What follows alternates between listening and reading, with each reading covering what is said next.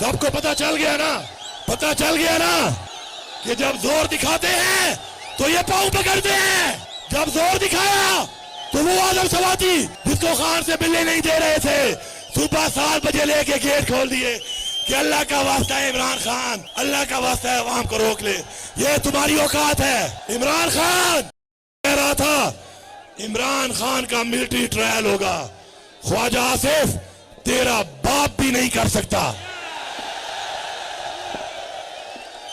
और जिनको तू बाप समझता है वो भी नहीं कर सकते। और जनरल फैज हमीद हमें जहेज में मिला था, विरासत में मिला था, तुम्हारा पापा था, तुम्हारा जनरल था। अपना इदारा ठीक करो, अपने जर्नल ठीक करो, अपने आप को ठीक करो।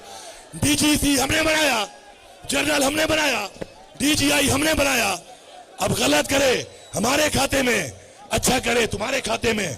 अपना इदारा ठीक करो, अपने इदारे की इस्लाह करो। जब भी आमरियत वालों ने और डिक्टेटर्स ने पाकिस्तान के आईन में पेशाब किया है, मोहसिन नकवी जैसी शख्सियत पैदा हुई है, मोहसिन नकवी जैसी शख्सियत पैदा